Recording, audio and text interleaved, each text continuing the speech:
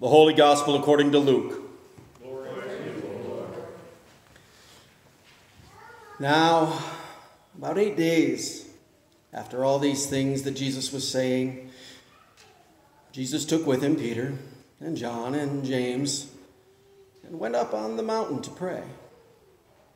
And while Jesus was praying, the appearance of his face changed, and his clothes became dazzling white.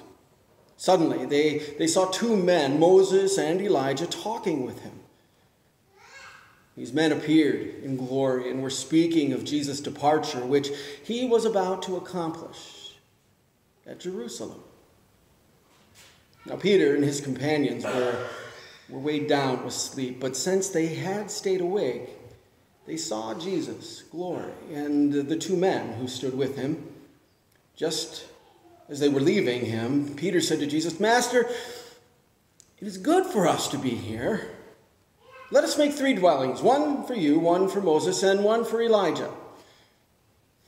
Not knowing what he was saying. While he was saying this, a cloud came over and overshadowed them all, and they were all terrified as they entered the cloud. And from the cloud came a voice that said, "This is my son, my chosen.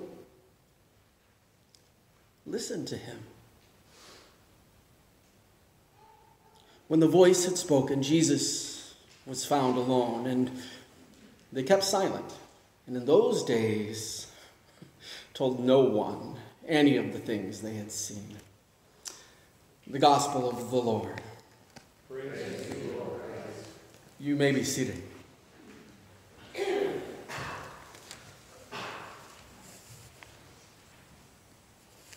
Jesus' transfiguration is upon the mountain, according to most. That's why we read this bit every Transfiguration Sunday. It's why this is the required bit of the story. And it's important because it is in the dazzling white, the dazzling light that the disciples saw something. What was it that they saw? We don't quite know, because when they came down, well, at least in those days, they told no one. They probably told no one because, well, they didn't quite understand what they saw. After all, Peter wasn't even sure what he was saying when he was seeing it. And isn't that the way of it when we see and experience the divine? Transfiguration is hard. I mean, for me, I think of transfiguration and I think of turning a teacup into a mouse or a mouse into a teacup. It's this Harry Potter thing. Or maybe for me, my generation, these little robots that turn into cars and cars back into robots. But that's more transformer than transfigure, so I get that wrong too. But transfiguration is important. It comes up twice every year. So we got to get this right. Because there's hope in transfiguration. And Luke helps us a bit. He doesn't use the word transfigure. He just uses change. That Jesus was changed before them, or something about him. Or maybe something about the way they saw him changed. God revealed something. It was an apocalyptic moment. That's what apocalypse is. Not destruction, not devastation, but a lifting of the pot lid, so to speak, so you can see what's going on beneath the steam. God is revealing who Christ is and what's happening there. But we stop. We stop and we stay on the mountain for some reason. I'm not quite sure why.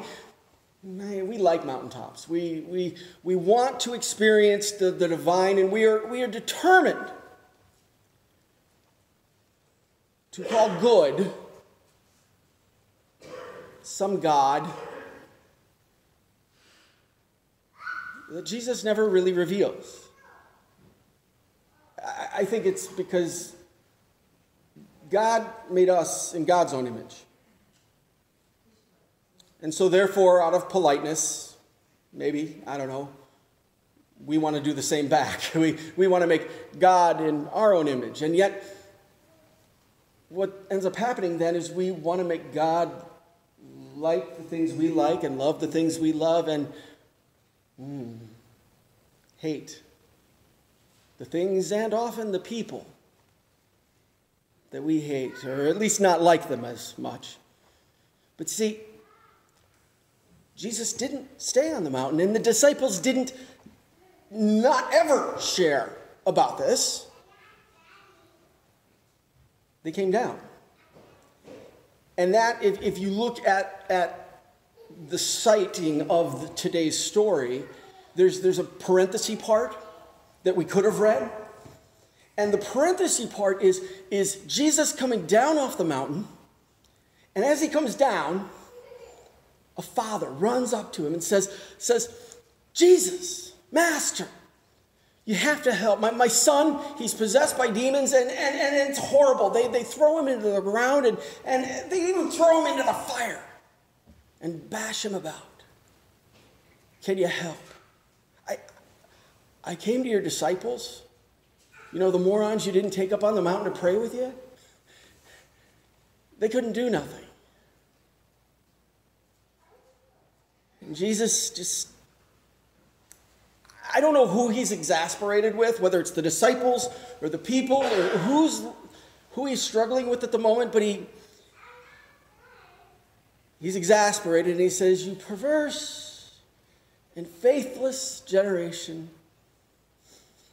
how long must I endure you?"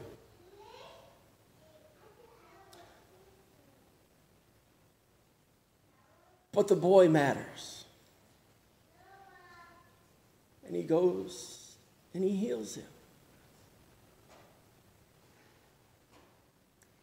And you see, for me, and I think for you, whether you realize it or not,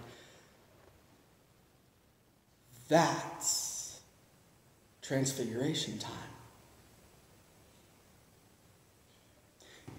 Because we've all experienced the business side of Transfiguration. We've seen the promise. A product that is not selling real well, they change it, right? Or at least they change the packaging. New and improved. They don't even change it. They just change the packaging. Or somebody will promise that their product will change you. Make your life better. How often have you bought something late at night because it's going to make your life better? Okay, maybe that's just me. I don't know. How many made-for-TV things do you got to buy till you realize that they probably aren't going to live up to the hype? Jesus, in Transfiguration Time, goes beyond living up to the hype and reveals that it's not in the light of the mountaintop that we find him. We can't. We're like the disciples. In the light, when it flashes, we cover our eyes. We cover our hearts. We cover ourselves because we fear it. We fear God. We fear the divine because, I don't think we trust it. We don't trust that we're good enough. We don't trust that we're righteous enough. Well, we probably know we're not. For years, my father talked to me about not feeling forgiven. Raised in the church, Episcopalian, Methodist, Presbyterian, all different flavors of Christian. We settled in the Lutheran church only when I was 6 or 7. And it wasn't until then that he had started to hear about grace. But it wasn't until 5 or 6 years into my ministry that he and I started having these conversations about how he had never felt forgiveness. Because he was always told that if you felt forgiveness, you would feel this weight lifted up off of you. He wanted his transfiguration time. And he never got it. This was a man who had adopted 11 foster kids, 11 special needs kids. They'd had over 100 special needs and foster kids in their home. People would walk up to him and say, "Oh, there's a special place in heaven for you." Drove him nuts because he didn't feel changed. We fear that when we enter the presence of the divine, or when it touches us, that we're somehow going to taint. I don't know, we got to protect God? I don't know. But God makes it clear today that when the broken and unholy and profane sin enters the presence of the divine, it's not the holy that is changed.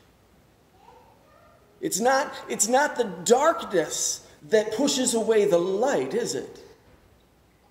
If you're in a dark room and you light one little match, what gets chased away?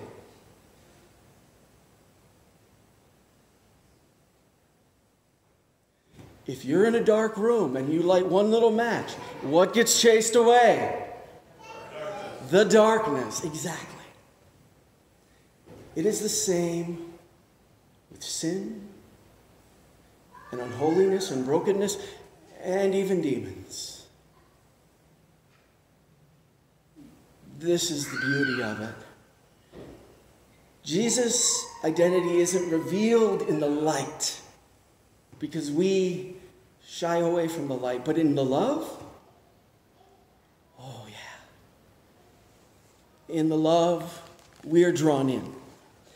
Jesus' identity, it is revealed very clearly in how he draws in and notices even the lost little ones, like you and me. Even when he's exasperated with human failings. And this is what's so wonderful about this being a transfiguration, transforming, transition text and time. Because we're about ready to step from Epiphany and the revealing of that into Lent. And everybody gets this idea that from this point on, we're supposed to start feeling bad about ourselves. We get marked with ashes, and that's supposed to send us into this guilt-ridden, weighed-down time. But today begins what the ancient church used to call the Great 100 Days, where, as Jesus was coming down the mountain, they started thinking about how Jesus came down to be with us, to heal and chase away our demons, to change us as he was changed. Today begins your transfiguration time. 100 days of transfiguration, Lent, and Easter, which are not so much about guilt or how we should feel or what we should do or not do, but really, truly about God being and Jesus bringing God among us and to us. And then, as we are changed through that encounter, hopefully, God coming through us. And that's truly my hope for you today. That's my prayer. Is that you'll hear your own prayer. I mean, did you hear that? I prayed it a lot this week, and I hope you did too. whether you knew it or not. I mean, think about this. You prayed, transform us into the likeness of your Son, who renewed our humanity so we may share in his divinity. You prayed it. We believe it. And this is what he is doing. This is what it means to be in the Transfiguration time. It's not us that changes God, but God who changes us. It's not us tainting or making what is holy profane, but it is God who pours out the word into the world. Because when the holy touches the profane, it's the profane that is changed, the guilty that are forgiven. It's the possessed, like you and me, that are set free. So maybe as we begin our Transfiguration time, maybe this Lent especially, let's give up focusing on so much how we feel, whether we feel forgiven or whether we feel changed. Let's not focus on what we give up, like caffeine or chocolate or whatever. Let's give up focusing on us and what we should or shouldn't be doing, and instead, let's look towards what has already been done for us and is being done to us as he feeds us and is with us, as he comes to us through this word. Let us look towards all the transfiguration moments, all the transfiguration times, when indeed we are changed because God is with us and loves us and is for us and renews us to make us his own.